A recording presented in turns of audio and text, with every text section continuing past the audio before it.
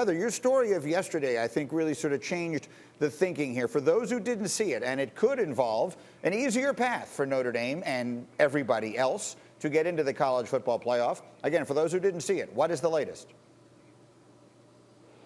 Next week in Chicago, Thursday and Friday, the commissioners will have what I'm describing as the most important and significant discussions about the college football postseason since it went from 2 to 4. They will be presented models to consider for expansion. 12 has been a number that's been floating around for about a month now. They might come to that conclusion. They might not. No one I have spoken to who will be in that meeting knows what to expect as far as whether or not they will come to a consensus next week. But if they do, and there's a model they agree on, the following Monday and Tuesday in Dallas, they'll present that to the 11 university presidents and chancellors with the power to change the playoff.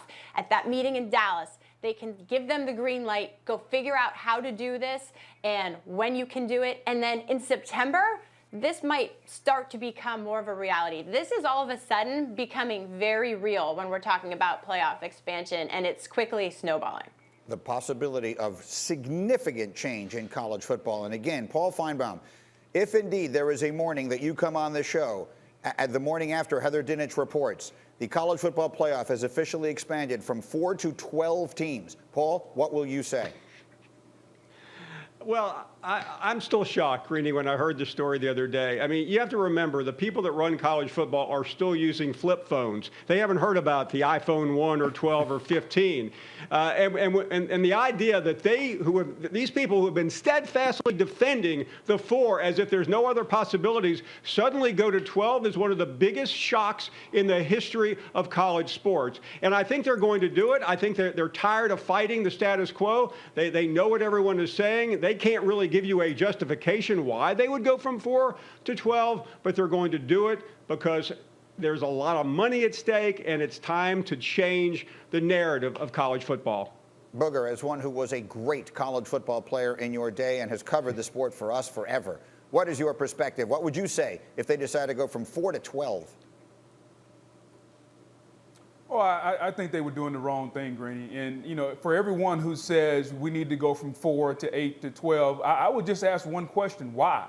Is it about money? Is it about greed? Is it about the kids? Is it about your satisfaction? Because we all talk about, hey, playing for a national championship should be tough. We want to take it out of the computer's hands, take it away from the BCS. Well, we did that. We have a college football playoff where 12 to 13 members sit in the room, and you have the humans who vote on it, and they decide which 4 teams should be in the playoff. It should be hard. Why are we continually trying to make the college football playoff easier? It's not for the kids' satisfaction. It's not for the school's satisfaction. It's for the satisfaction of everyone else, including myself, who covered the sport. It should be hard. I've said it from the get-go, and I'll say it again. If they change it from 4 to 8 to anything other than 4, they're making a mistake, and they're doing it for the wrong reasons. Money, greed, and self-satisfaction is no reason to change it. And at some point, if you're the governing body, the Power 5, the NCAA, whoever the hell is governing the sport these days, because I have no idea, ask yourself this. This is still an amateur sport, isn't it? Why are we continually trying to make this a professional sport by saying, let's go to a 12-team playoff, a 16 playoff? Like, miss me with all that, Greeny. It's 4. It should remain 4. I like it. Everybody is ticked off every year because somebody got left out. And you know what that creates? That creates intrigue about the sport. That creates a lot of emotion. And that's what college football is about. So I truly hope they never change it. Paul, why'd you shake your head when he said it's an amateur sport? Because it's not, Greeny. I mean, we have a hearing going on in Congress today that's going to give young people the right to make money off their likeness. Let's quit using that word, Booger. I agree with almost everything you said, but the problem with college football, they don't have any leadership. So what are they going to do? They're looking around going, who is doing this right? Where are all the eyeballs? Where's all the money? It's the NFL. College football right now cannot compete with the NFL, even though they probably shouldn't be trying, but their numbers are inferior. So what they're going to do is just break the bank. They're going to open this thing up, and suddenly we're going to be talking about wild card games and home field advantage in college football playoff, just like we do with the NFL. Thank you for watching ESPN on YouTube. For live streaming sports and premium content, subscribe to ESPN+.